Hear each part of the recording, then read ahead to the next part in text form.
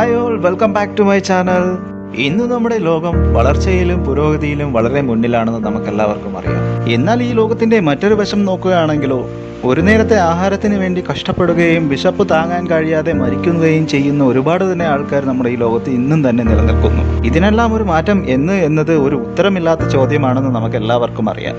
എന്നാൽ ലോകത്തിൽ തന്നെ വളരെ റിച്ചസ്റ്റ് ആയിട്ടുള്ള ടെമ്പിൾസ്, ഇതിലൊരു ടെമ്പിളിന്റെ സമ്പാദ്യം എടുക്കുകയാണെങ്കിൽ നമ്മുടെ ഇന്ത്യയിൽ തന്നെ എല്ലാവരുടെയും പ്രശ്നം പകുതിയോളം കഴിയുമെന്നാണ് പറയാൻ കഴിയുന്നത്. അത് തന്നെയാണ് ഗൈസ് നമ്മൾ ഇന്ന് വീഡിയോയിലൂടെ കാണാൻ പോകുന്നത്. വേൾഡ് റിച്ചസ്റ്റ് 9 ടെമ്പിൾസിനെ കുറിച്ചാണ് നമ്മൾ ഇന്ന് ഡീറ്റെയിൽ ആയിട്ട് കാണാൻ പോകുന്നത്. വീഡിയോ ശരിക്കും ഇൻട്രസ്റ്റബിൾ ആയിരിക്കുമെന്ന് എനിക്ക് നല്ല ഉറപ്പുണ്ട്. അതുകൊണ്ട് വീഡിയോ സ്കിപ്പ് ചെയ്ത് അവസാനം വരെ കാണുക.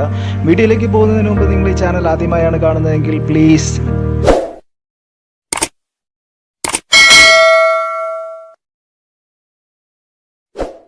ആദ്യമായി തന്നെ 10ാം സ്ഥാനത്തായി ഇരിക്കുന്ന ടെമ്പിളാണ് ശബരിമല ടെമ്പിൾ. പാപപുണ്യം തേടി വ്രതമിരുന്ന് മല കയറി അയ്യപ്പനെ കാണാൻ ലക്ഷക്കണക്കിന് ജനങ്ങളാണ് ശബരിമലയിൽ എത്തുന്നതെന്ന് നമുക്ക് എല്ലാവർക്കും അറിയാവുന്ന കാര്യമാണ്.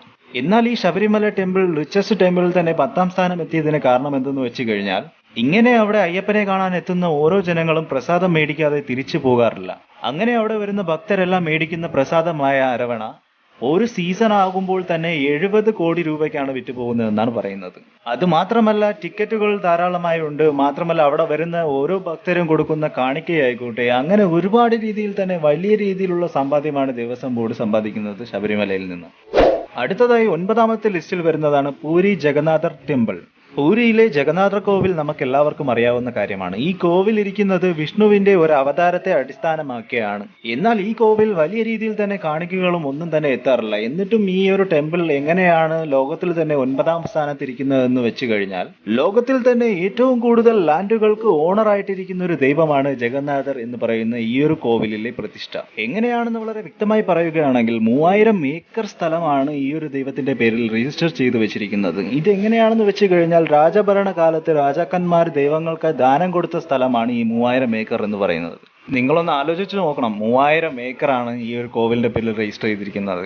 ഇതിലെങ്ങനെയാണ് ഈ കോവിലിന് ഇത്രയധികം സമ്പാദ്യം വരുന്നതെന്ന് വെച്ച് കഴിഞ്ഞാൽ, ഈ ഉള്ള സ്ഥലങ്ങളിൽ റെന്റിന് ഷോപ്പ് കൊടുക്കുകയും ആളുകൾ റെന്റിന് കൊടുക്കുകയും അവിടെ നിന്ന് വരുന്ന റെന്റുകൾ വെച്ചിട്ടാണ് ലോകത്തിൽ തന്നെ 9ാം സ്ഥാനം പിടിച്ചിരിക്കുകയാണ് ഈ ഒരു ടെമ്പിൾ.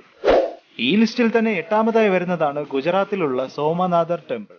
രാവണൻ എന്നാൽ ആരാണെന്ന് നമുക്ക് എല്ലാവർക്കും അറിയാം. ഹിസ്റ്ററിയിൽ തന്നെ നമ്മുടെ ഒരു ലോർഡാണ് രാവണൻ.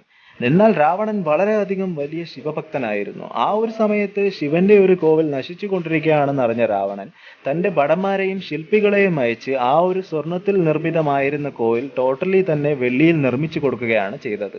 എന്നാൽ ഈ ടെമ്പിളിന്റെ കുറച്ചുകൂടി മുന്നോട്ടുള്ള ഹിസ്റ്ററി നോക്കുകയാണെങ്കിൽ, ചന്ദ്രഭഗവാനായ സോമനാഥൻ ശിവന്റെ പ്രതീകമായി സ്വർണത്തിൽ നിർമ്മിച്ച ഒരു ടെമ്പിൾ ആയിരുന്നു ഇത്. എന്നാൽ ഓരോ 1000 വർഷം കൂടുമ്പോഴും ഈ ഒരു കോവിലിന് നാശം വരുന്നു എന്നൊരു കാരണത്താൽ രാവണൻ ടോട്ടലി വെള്ളിയിൽ മാറ്റി നിർമ്മിക്കുകയും, മാത്രമല്ല വിഷ്ണു ഭഗവാൻ ടോട്ടൽ ചന്ദനത്തടിയിൽ നിർമ്മിക്കുകയും, അതിനുശേഷം ഒരുപാട് രീതിയിലുള്ള റീകൺസ്ട്രക്ഷൻസ് ആണ് ഈ ഒരു ടെമ്പിളിൽ ഇപ്പോഴും ചെയ്തുകൊണ്ടിരിക്കുന്നത്.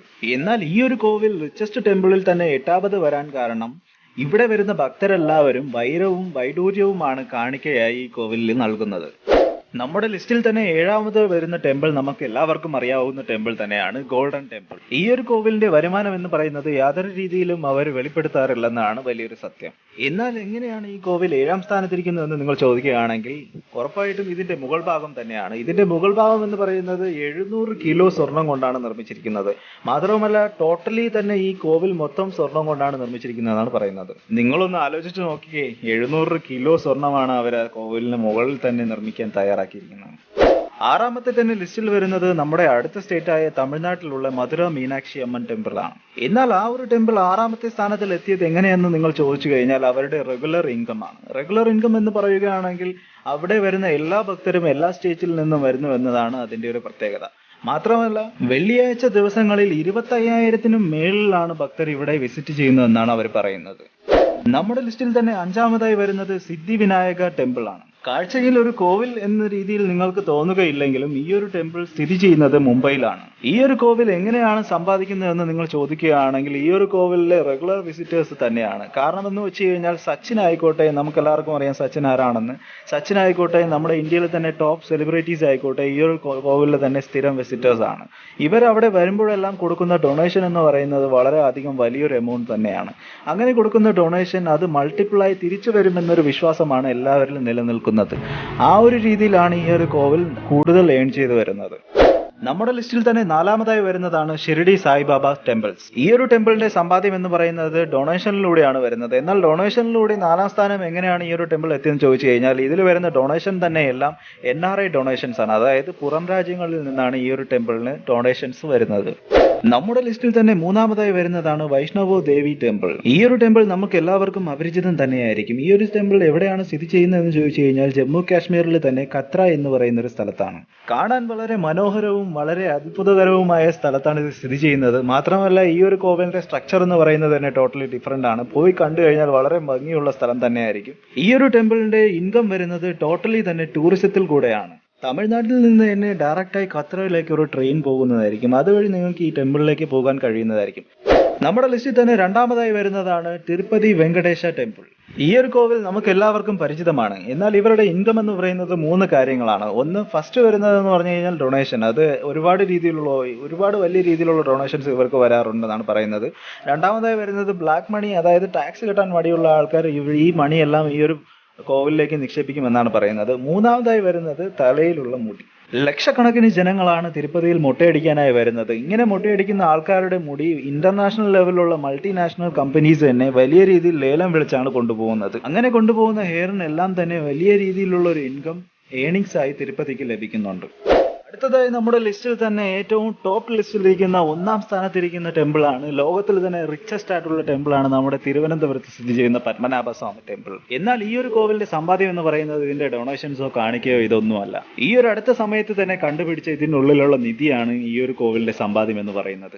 നമുക്ക് എല്ലാവർക്കും അറിയാം AB നിലവറകൾ തുറന്നപ്പോൾ വിലമതിക്കാൻ പറ്റാത്ത രീതിയിൽ തന്നെ നമുക്ക് സ്വർണവും വൈഡൂര്യവും എല്ലാം കളക്ട് ചെയ്യാൻ കഴിഞ്ഞു എന്ന സത്യം. ഈ ഒരു കോവിലിന്റെ ഇപ്പോഴത്തെ ടോട്ടൽ പ്രോഫിറ്റ് എന്ന് പറയുന്നത് $1 ട്രില്യൺ അമേരിക്കൻ ഡോളേഴ്സ് ആണ്. നമുക്ക് എല്ലാവർക്കും അറിയാം ഒരു അമേരിക്കൻ ഡോളർ എന്ന് പറയുന്നത് 73-70 രൂപ എങ്ങാണ്ടാണ്. അപ്പൊ നിങ്ങൾ ഒന്ന് ആലോചിച്ച് നോക്കണം, 1 ട്രില്യൺ അമേരിക്കൻ ഡോളേഴ്സ്, അതായത് 12 എന്ന് എഴുതിയിട്ട് അതിന് മുമ്പിൽ 12 പൂജ്യം ഇട്ട എത്ര സംഖ്യ വരുമോ അത്രയുമാണ്.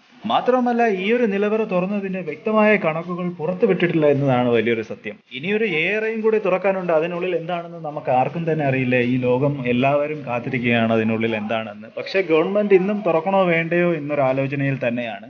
മാത്രമല്ല അത് തുറക്കാനായി പോകുന്നതാണെങ്കിൽ വളരെ ഈസി ആയിട്ടുള്ള കാര്യമല്ല. കാരണം അതൊരു മ്യൂസിക്കൽ സിസ്റ്റം കൊണ്ടാണ് ലോക്ക് ചെയ്തിരിക്കുന്നത് നമുക്കറിയാം. ഗരുഡ മന്ത്രം എന്ന് പറയുന്ന ഒരു മന്ത്രം ചില പരിമിത ഫ്രീക്വൻസിയിൽ പറയാൻ കഴിഞ്ഞാൽ മാത്രമേ ആ മ്യൂസിക്കൽ ലോക്ക് നമുക്ക് ഓപ്പൺ ചെയ്യാനായി കഴിയുള്ളൂ. അങ്ങനെ ഓപ്പൺ ചെയ്യുകയാണെങ്കിൽ അതിനുള്ളിൽ എന്താണെന്ന് നമുക്ക് വരുന്ന ഈ ഒരു സമയം കൊണ്ട് തന്നെ കാണാൻ പറ്റുമോ എന്ന് അറിയത്തില്ല. എന്നാലും നമുക്ക് വെയിറ്റ് ചെയ്യാം. ഓക്കെ ഗൈസ്, വീഡിയോ ഇവിടെ അവസാനിക്കുകയാണ്. വീഡിയോ നിങ്ങൾക്ക് ഇഷ്ടമായെന്ന് ഞാൻ വിചാരിക്കുന്നു. ഇഷ്ടമായെങ്കിൽ വീഡിയോ ലൈക്ക് ചെയ്യുക, എന്റെ ചാനൽ സബ്സ്ക്രൈബ് ചെയ്യുക. പുതിയൊരു വീഡിയോയും പുതിയൊരു കണ്ടന്റുമായി ഞാൻ നാളെ വരുന്നവരേക്കും ബൈ.